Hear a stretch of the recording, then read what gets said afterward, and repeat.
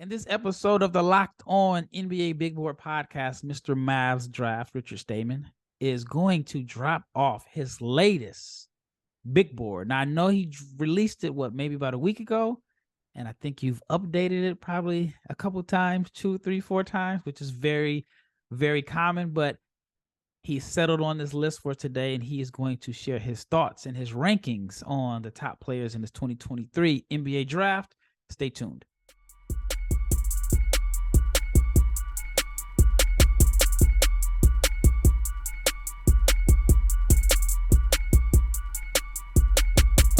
Big shout out to each and every person that has made the Locked On NBA Big Board podcast your first listen of the day. And this episode is brought to you by FanDuel Sportsbook. It is the official sportsbook of Locked On. Make every moment more. Visit FanDuel.com/LockedOn today to get started. I'm your host, Rafael Barlowe, the Director of Scouting for NBA Big Board and the founder of NBA Draft Junkies. And a new role that I've accepted, I am the Director of Scouting for the NTX, which stands for North Texas Combine, which is a combine that will feature grad-eligible seniors that are looking to showcase their skills to NBA, in front of NBA scouts. And I know I'm going to depend heavily on Richard to give me some names because he knows the mid-major guys. He knows the sleepers. I can't think of the guy's name. You had talked about him all year, and then he blew up in the first round of the NCAA tournament against Virginia. Isaiah Wong. No, I'm kidding. No, Isaiah Wong. 3 years. I said this year. 3 years for Isaiah Wong. Oh, Jalen Slauson. Yes. I like him a lot. And so you were the first one that kind of put me on to him. So I'm definitely going to lean on you for some names for this.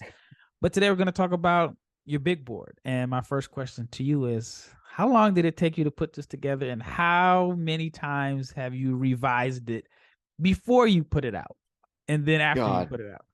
I overthink every single thing I do in life, so this is no exception.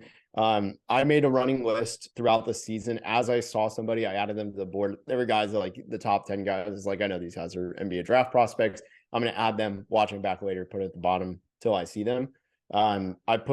My list, it sounds ridiculous. I promise it's not as ridiculous. I haven't gone deep dives into like every single player, but I have 142 names at the moment. Not all of them are going to stick because not all these guys are going to stay in the draft. I pretty much rank anybody who I think could be in the summer league at any point. So I can say, hey, I've scouted this guy. If somebody goes off, people are like, did you know about him? And I can say, yes. That's pretty much why I rank everyone, but I'm only releasing top 100 this year. Last year I did the whole board. That was a mistake because I had a certain player who got drafted in the 100s and not looking good so far. So not going to make that mistake again. But how long did it take me for this one? I have changed. I put one out last week. I made some changes as I watch guys. There will be guys that, I've just put them higher, and there's some guys that have dropped because I've ranked other guys higher. And I think that's really where the change is. As you see these guys more from a complete perspective, it's a lot different when you go, dang, like, he just went 9 of 10 from the field. The stats change a lot, but now you can contextualize how much that actually played into the overall big picture. And I think that makes a big difference. Yeah, I'm looking at this list, and some of these guys I've actually just spoken with recently. I went straight to the bottom. Like, I know the top guys, but I went straight to the bottom. And there's a guy that you have on your list said number 142. I just got him confirmed for my NTX combine. Let me think. There's another player, 125 on your list. I reached out to him about coming to the combine, and now this is pretty cool. I'm going to use this as a point of reference because this is good. Then you got some guys I've never heard of, and even some international guys I've never heard of. So this is going to be a point of reference for me. I think the international ones are guys that are going to be removed because I think some of them, they're not auto eligible, and that's what auto eligible guys are the easy ones to scout because they're in the draft. But they're not that low because they're bad. I want to emphasize this. Oh yeah, it's so much talent. Like it's so much talent out there. It's just hard to stand out, and you never know. Like, I think it's one of those things where until you see them in person, where like the NTX combine comes into play, until you see them in person, it's easy to go, oh, this player's 23, he's 24. But then you see the talent and say, all right, well, he can, and then you look at it, you flip it and say, well, what he can do is he can do this and he can make an impact to a team right away. Yeah, I mean, since I've posted that I'm over this combine, I've gotten a ridiculous amount of emails from agents sending guys and look at the guy. I never heard of him. Then I go look at his film. Like, this guy is pretty good.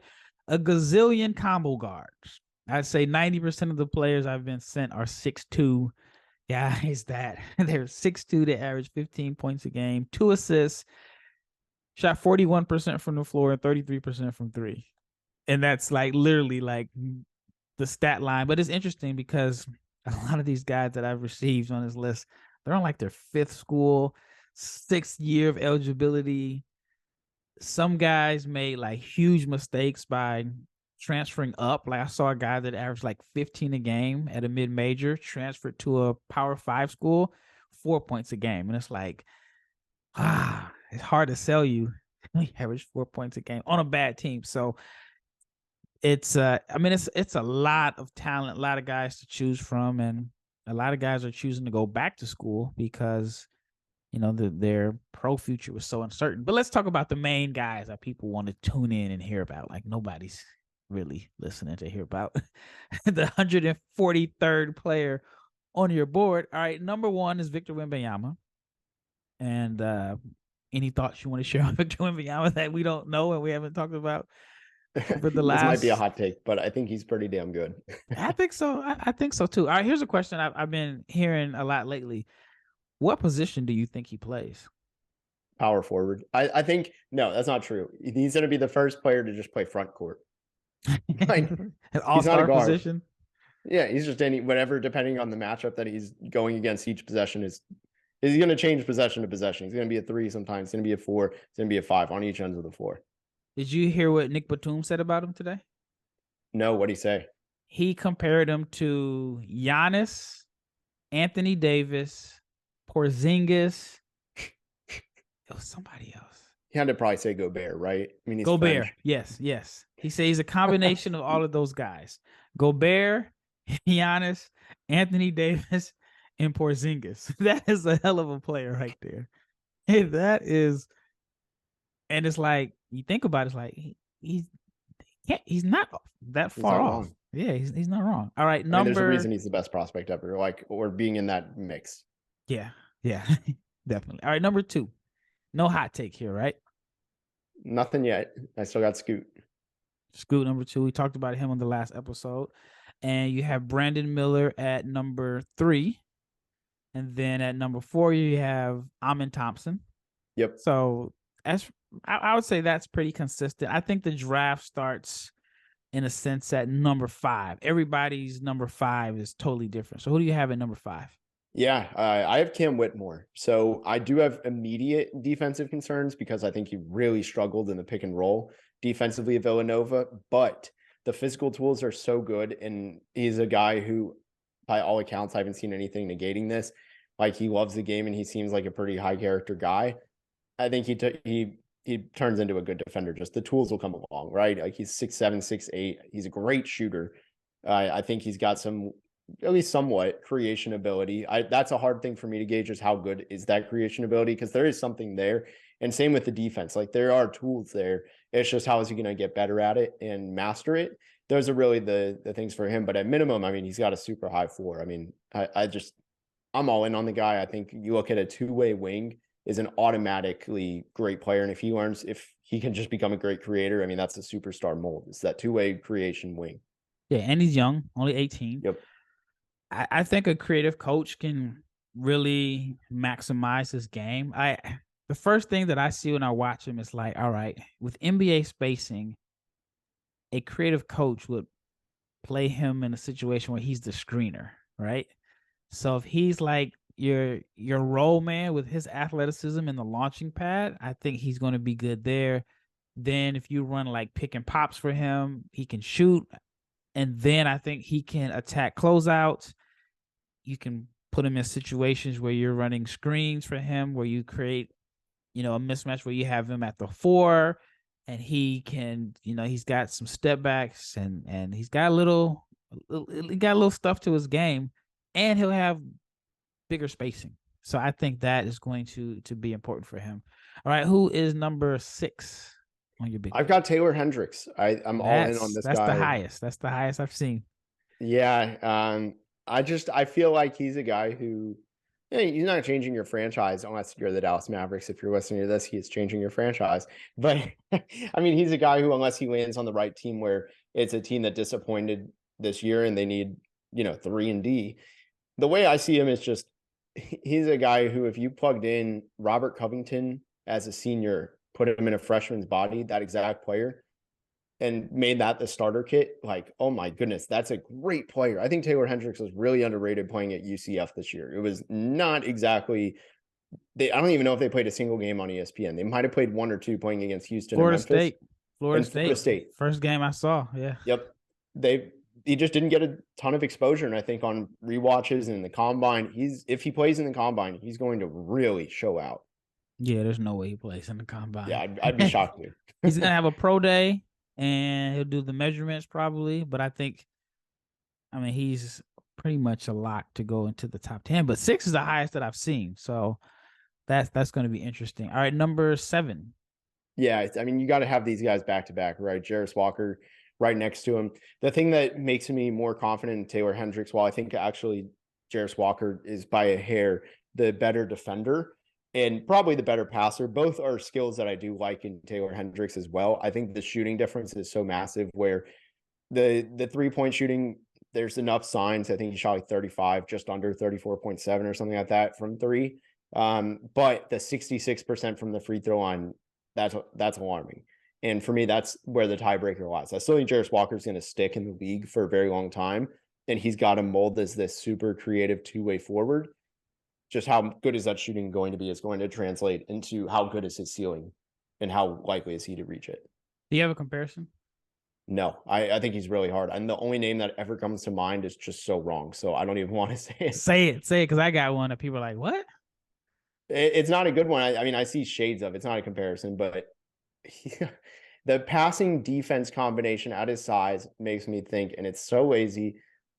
Look, I hate saying it, but people are immediately going to draw into Draymond Green. I don't think he's Draymond, but I think the defensive traits are very, very good. Where if you're looking for this generation, he's at least a candidate. So you want to know? He's a candidate. You want to know what mine was? Miami Heat, Chris Bosh. Except he is going to take less like elbow jumpers and threes. So Chris Bosh, Miami Heat, where you swap out the mid-range for 3-pointers. Like Toronto Chris Bosh was a different dude. Like he was getting post-ups. He was face up, all that. I don't think he's going to be that, which, Chris Bosh is the Hall of Famer. But in a reduced role, Chris Bosh was, he was good in Miami. So he's shooting threes, defends, and switches. So that's like my best case scenario. You broke the golden rule. You're not allowed to compare a righty to a lefty. Nah. You're the first person not to throw. No, it's not true. Any stretch big who plays defense like Evan Mobley, James Wiseman, like all those dudes are Chris Bosh. How dare you? Yeah. That's just the first thing that came to my mind. So I just went with my gut. All right, when we return, we'll finish out the rest of the top 10. But let's talk about Nissan. And the Nissan's Most Electric Player of the Week is brought to you by the all-new, all-electric 2023 Nissan Ariya. And the Player of the Week is Victor Wembanyama. Everybody else is done playing. So this is a pretty no-brainer.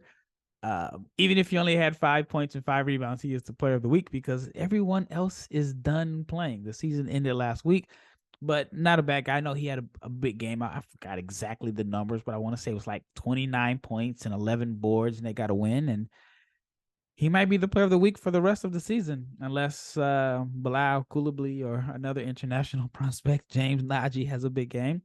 But Victor has been great all season, and that's why he gets the Player of the Week. And similar to the Nissan Ariya, Victor is electric. He's brilliantly fierce. He's fiercely elegant. He's stunningly powerful, elegantly powerful, and delivers on duality, a combination of fierceness and elegance, but beautiful but strong. And that is the 2023 Nissan Ariya. It has this packs this pin you to your seat power and premium intelligence all in one electric vehicle. It's all new. It's the all electric 2023 Nissan Ariya. It is the electric vehicle for people who love to drive. So shop now at nissanusa.com.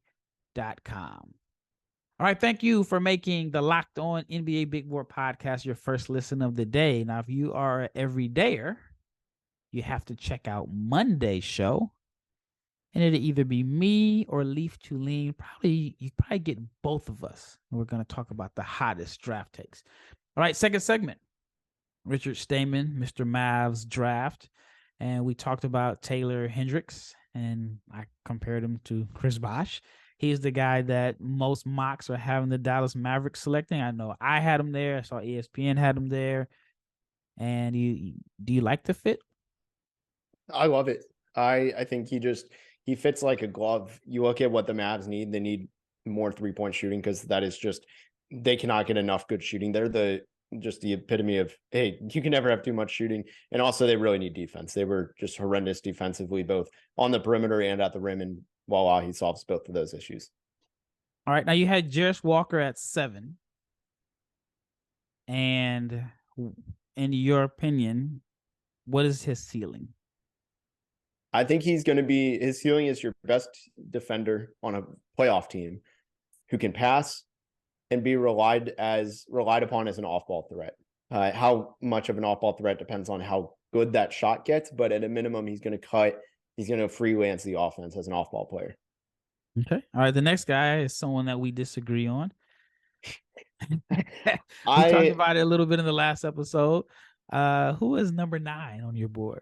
Yeah, I like Grady Dick a lot. I was so won over by the first 10 minutes at TCU. This is where I held a lot of weight in that. And also there were 35 scouts in that building. So I know if I was won over and he was dominant in those first 10 minutes, there were a lot of NBA scouts that were won over too. So for me, it's just, you look at a great shooter, which it blows my mind. I think he shot 40+% from 3 or right around it.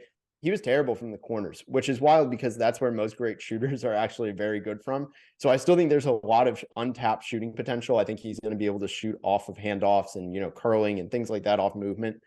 But his feel for the game is going to carry him a very, very long way. Even though he's limited on ball defensively, he rotates right, he reads plays well. He doesn't make mistakes on either end of the floor in terms of just bad decisions. And I think there's a lot of value in being a very careful player that can shoot and does the most valuable role in today's league as a wing. Yeah, I mean, I think he's one of the safer guys, and at least for me, there's some guys that I would swing for the fences on because I think if they maximize everything, they have a higher upside. All right, who is number 9 on your board? Yeah, number 9 is the polar opposite of Grady Dick in terms of why I have him there. Grady Dick, I think the feel is so strong for his game. And then GG Jackson, the upside is just so high where I'm like, look, I don't care where he's drafted. I'm not changing this. This is someone, if he goes to one of the right spots for him, which I think there's some strong candidates. There's an episode from a couple months ago, which I to this day, I think might be the best episode I've ever heard of the show, is from you and Leif, where you did the prospect pitch for GG Jackson to Utah. And I think that is just a 10 out of 10 fit. They have multiple chances to get him. I think that's the team that should be going for him. You look at a potential 2-way creating forward. I mean, that's a superstar mold that teams look for. Yeah, you know, it's funny. As far as prospect pitch, the two that I've heard the most feedback, the best feedback, was Leafs and yours. The one you did on Mike Miles, and I shared it with you in a text, but I'll share it online. I got a message from an agent who's like, "Hey, that prospect pitch helped me as an agent learn how to pitch prospects to NBA GMs." And then I was at the gym this week, and I mean, I showed it to Mike. Mike listened to it, and there was a whole discussion between Mike and someone close to him and another agent that was there. And it was like, hey, if you like Mike, if you have concerns, listen to prospect pitch.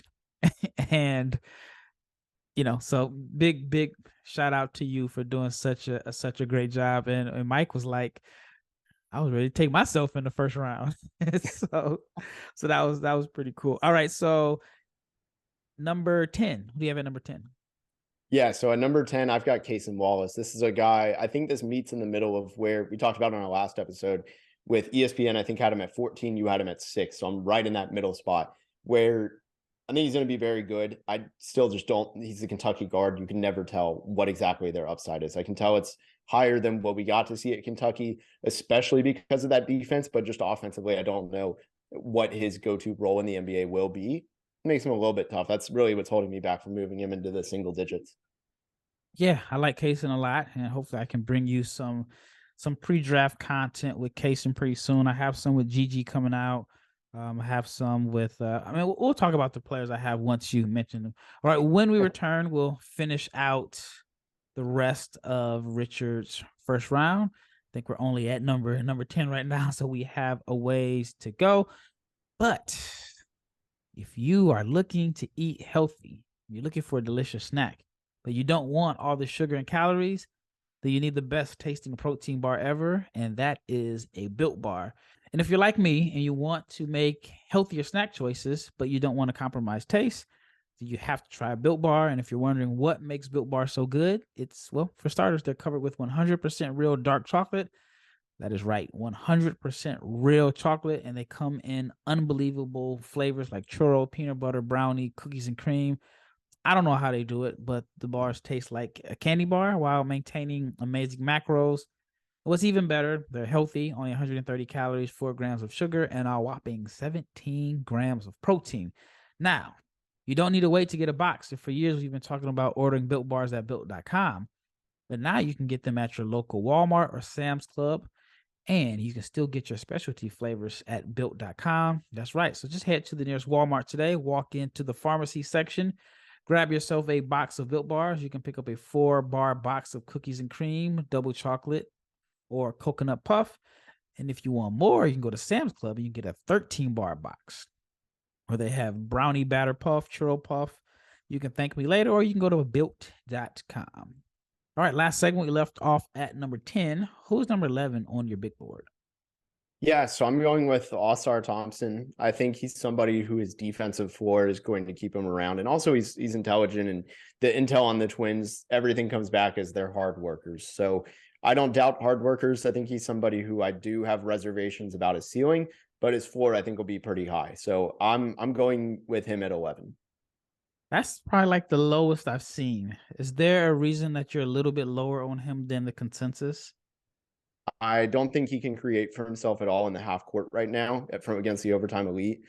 Almost all of his dunks, for example, like he's known as, him and his brother are both known as freak athletes. Almost all of his dunks were in either transition or as a cutter. So, and for me, and also you pointed this out, like his touch on layups is not great.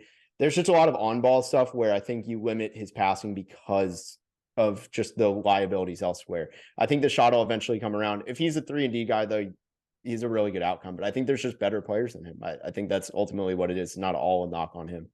So in your opinion, what is the biggest difference between him and his brother? Because you can make a case and say Ausar is the better defender and the better shooter.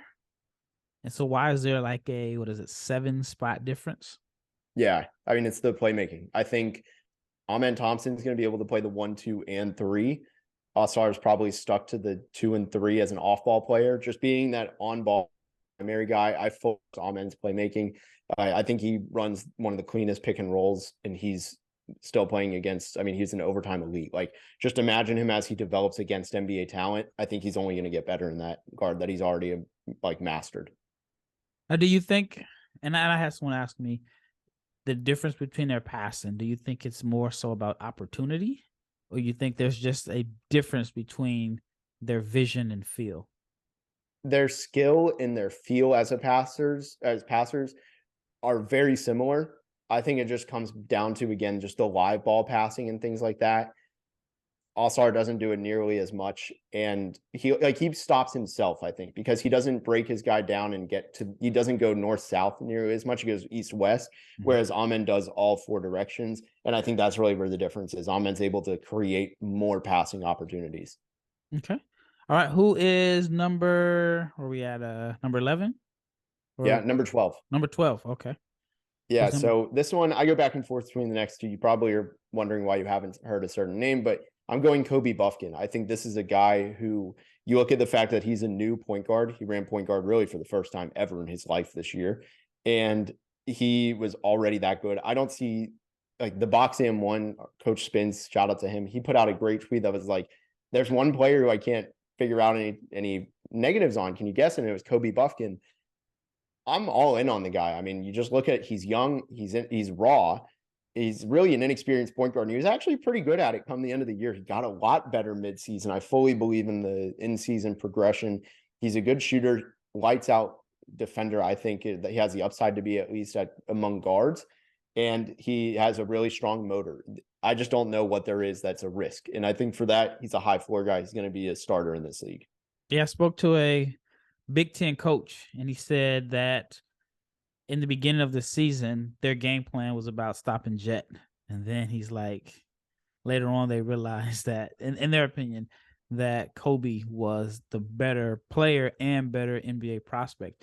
And they had him labeled as just a good defender. And they're like, but by the end of the season, he got better. And they're like, I mean, he's really good out of ball screens. And you can make a case and say if he stayed in his normal class, then he'd be mentioned with, Keontae George, Casey Wallace, Anthony Black, and all those guys, which you are the first person that I've seen put him in the lottery based off of that. So big shout out to you. All right, who is number 13? Yep. So I've got Anthony Black here. That was the name where I know he's low. I get it. This is one where it's not about him. I think he's going to stick and he's going to be good. I can't figure out what his realistic upside is, and that's probably a team-based, where he gets drafted thing. But 6'7", pretty versatile as a guard. I think he's a true wing. The question marks for me are just, can he be consistently aggressive? And like, what will he look like when he adds strength? Will he add strength? I think he will. But, will that change the aggression? If that answer is yes, then I think I'm way too low on him. And also if he can shoot at a higher clip, I mean, he shot 30% from three. Will he be, that much better? And I think all of that comes together, which it could happen. I will say the indicators are scary on the shot. 30% from three, 70.5 is pretty low for a guard. On free throw percentage, there's red flags. So I'm being cautiously optimistic with him. Again, I think he sticks because there's exceptions to rules, but how much upside is there realistically? Gotcha. All right, who was the last person that rounds out your lottery? I've got Dariq Whitehead. I think this is a dude who you're looking at. The injury really plagued his season, and not necessarily from production. It kind of did, but we got enough flashes. I think the injury put him behind the eight ball, and he just never was able to find a real role. I think we all know by now his shot is real. The free throw percentage was over 80%. Like he shot, I think 42% from three, over 40%. Like all of that's very real. He's athletic. He's 6'6". In high school, he's a 3-level scorer. He's shown flashes of shooting off the dribble in very limited sample size, and he looks natural at it. I think he's somebody who gets better at that. The defense is an absolute swing skill. It could go either way. If he's a good defender, I mean, we're looking at a top 6-7 player in this draft, maybe even 5. I had to come around on him. I wasn't as high on him at the beginning of the season. I thought that he got a lot of credit and benefit of the doubt because he went to Montverde and he had been there like a gazillion years. He played with like Cade Cunningham and all of that. At least I think he played with Cade when he was like in 8th grade or something like that. So he's well known. He's been evaluated heavily. I did not see like a lot of separation from him. I saw someone that took a lot of contested pull-up jumpers. And then when I watched this film, once the season was over, I saw like the 3-ball looks money. Like it was almost AJ Griffin like every time he shot it, I'm like, you know what? I think this is going in. And then he does have the capability to knock down pull-up jumpers. And I think he's a safe pick with his size and his shooting and the flashes that he's shown as a playmaker. I think he's a safe pick. All right, so we rounded out your lottery. All right, so for the sake of time, who are some of the guys on this list that people are going to be surprised about at where you have them ranked that is totally against the consensus? Yeah, I have CD Sissoko at 16. I think that's pretty high. Just a quick sales pitch. If you take out his last 9 games of the year, he was shooting 35% from 3, and 3-point shooting's been used against him. Like he played the entire season at 18 years old in the G League. There's way more shooting upside, I think, than people are really giving him credit for. I would also say Mike Miles at 25. I mean, you talked about it with the sales pitch on him. I think he's a first-round talent. So I'm looking at the list, and you have Ryan Rupert at 27. And you have Turquavion at 28. And those guys have wide ranges. I mean, I think Turquavion has the widest. I saw like ESPN had him at like 34. I still have him in my top 20. And what are your concerns about Turk? Yeah, I think he's lower now than you had him at this time last year, if I'm not mistaken. Yeah, I had him outside of the lottery. For me, it's I'm probably holding the stats a little bit too over his head.